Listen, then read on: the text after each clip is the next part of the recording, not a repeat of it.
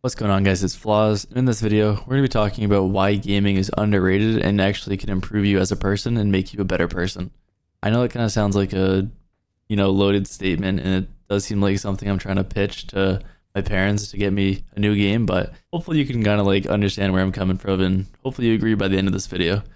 The first thing, and probably the biggest thing you'll learn from playing games, is you actually have to problem solve and have quick thinking that you might not actually have had a like if you're just using day-to-day life where you just go to school, go to work, go to these things where you're kind of set to go to, you don't really have to think about too many things, and the problems that are going to come up have already come up, and you don't have to be too creative to solve them because someone else before you has probably done the exact same thing, right? When you're playing games though, it allows you to be creative and kind of solve problems in ways where someone might not have thought of, even the person that's causing you the problem. Like maybe you're playing in a multiplayer game, let's say Counter-Strike or Call of Duty. Someone's like doing a play over and over and over that's the exact same every single round, and you're having trouble like stopping them. If you see them do that play and you do find a way to stop them, in 10 more games after, you can have someone do that exact same play and you know exactly how to stop it, right? So it's kind of like a fun way just to challenge yourself and like give yourself some challenge where you don't know the answer. You have to try to figure it out. Also, if it's like a quick reaction time, like a shooter game, a lot of the times you have to make quick decisions where it's like, okay, this person's pushing. Oh, let's go to Counter-Strike, right? This person's pushing the site. I have to throw a smoke. I can throw a flash here. I can play off this 1v1 angle. I can maneuver around the site. But if you're playing like these games that are a little bit slower paced, there's still problems where it's like, okay, what is the puzzle here? Like, what is the thing that I'm trying to focus on next, and what is my next goal? It's also kind of like where resilience comes in. Like, if you're someone who just quits immediately and you don't want to solve any problems, you're not going to be someone who really has a lot of value to friends or teammates or coworkers, and it's kind of something that you do need in order to be successful in life, right? Like if someone pressures you or puts you in a spot where it's awkward and you're really just not comfortable and you feel like, okay, I'll just quit because that's something I can do. Instead of being like resilient, like in a game where you're like, okay, this person's, doing this play to me. How can I beat this? Even if you lose that game, if you're trying to like find a way to fix it, eventually you're going to find a counter to it. You're going to find some way and where you can actually like challenge them back. And that's like huge in life. If you have any problems thrown at you, instead of being like, okay, I'll like 100% find a way to like, we'll get through this. I'll get through this problem. I'll get through this time in my life where it's difficult right now. And you just kind of give up and be like, all right, well, yeah, it sucks. Everything sucks. Like that's like a doomer mindset that I think is a lot more common nowadays, which sucks. But if you have that resilient mindset where you're like, okay, I'm not going to let anything get me down. I'm going to overcome whatever challenges are thrown at me. And you just go into like every single day with that mindset, you're going to come out more successful than someone who doesn't, right? If you just like, I don't want to go to the gym today. I don't want to get out of the bed today. But you actually do. Like you're already beating the people that don't want to do that and that have just given up. And I know it kind of sounds ironic to like talk about video games and be like, oh, like that'll make you less lazy in a way. Like it'll make you actually want to like go and do something for your day. But in all honesty, I think it really does give you something to like look forward to, and it does help you like structure your goals of what you actually want to do for your short term, long term, or even in like your whole life goals, which is very interesting. Like when you actually take a step back and look at gaming from that perspective. There's also things like teamwork or leadership or communication, which I was talking about earlier, where if you don't know how to communicate with people and you're working in a team with them, it's like unbearable to try to work with someone like that. Like if someone doesn't understand like the way that you feel about a certain situation and you can't even like communicate why you feel that way, like what the problems could be in the future, which going back on the problem solving, if you can like foresee what problems could be coming in the future of whatever project, challenge, game you're playing in, you're never going to get like through them. You're never going to like finish that project in time if you never foresee those problems that are coming up. Even if you like are in a problem and someone's not addressing it, which is pretty common, and like they just want to like find a different way, an easy way out, if you don't let them do that and you kind of like take leadership, I'm not even saying like as the leader you have to be like the loud person. I know people that play video games primarily aren't like the loudest people, the most like outgoing people, although they can be, but that's not what makes you a leader. Making you a leader is like someone who actually wants to like just get to the goal in a structured manner and can be the person that pulls everyone together and helps them like work as a team.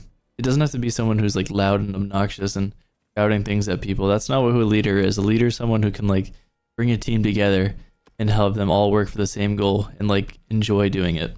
Another thing like while you're playing games is you have to focus on like time management and being efficient.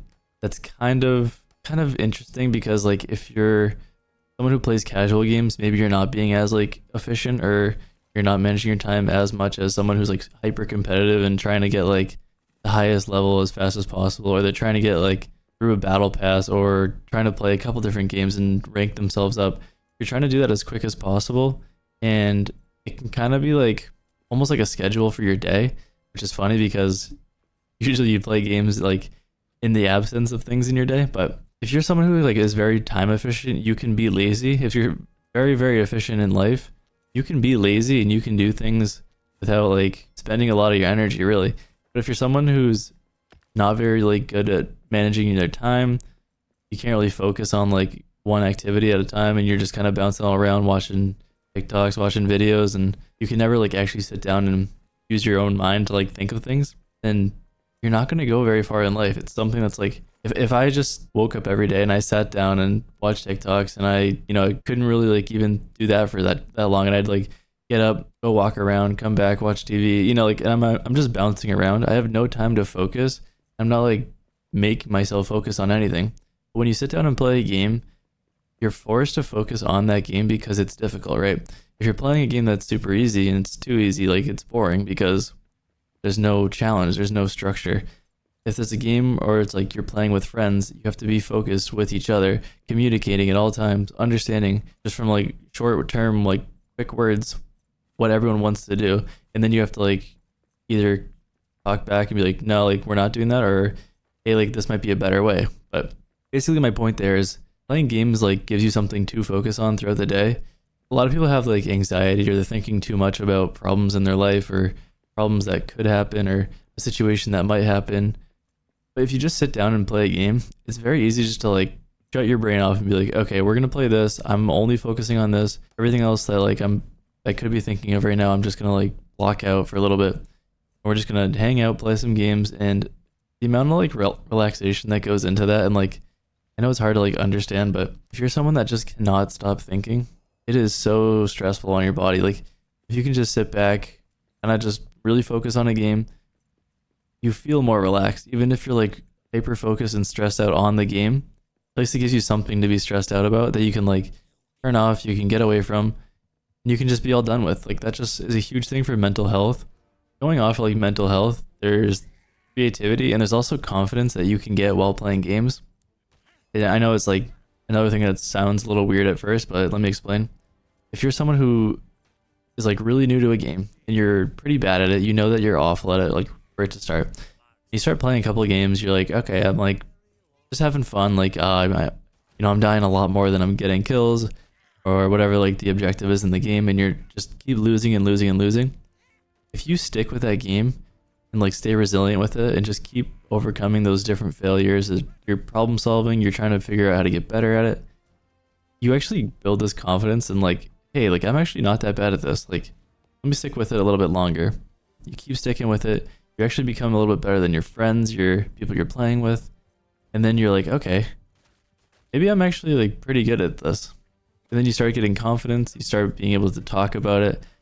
It's easy to like communicate with your friends. You build more confidence in being able to communicate, be a leader, be someone who is actually like setting the goal for your team every game. I mean, that's, that could go either way depending on your solo queue games, but if you're someone who like really wants to actually win, you're going to find little ways to get advantages.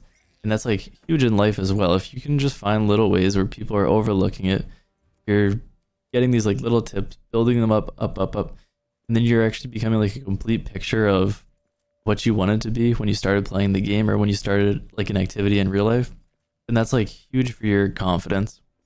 But I think the final takeaway is like gaming, and I think it's seen a lot better now, is like it's not something you should try to like shy away from or like be embarrassed about. I think that's something you should be like super proud of, that you actually have a hobby. The most boring people I've ever met in my life are people that don't have hobbies and aren't unique and just kind of like sit down. They don't know what to talk about, so they just talk about like the generic things that I don't know are like boring, like stupid things like drugs, alcohol, like things like that. And those are like the worst people to be around. The people that are like unique and weird and interesting, or you like don't understand it, I think you can actually have a conversation with them. Like those are the most fun people to talk about. But anyways, guys, be proud to play games. It's one of like the coolest hobbies. If you guys enjoyed this video, let me know in the comments down below. Let me know if you guys have any other things that you incorporated into your life. But otherwise, I'll see you guys in the next one. Later.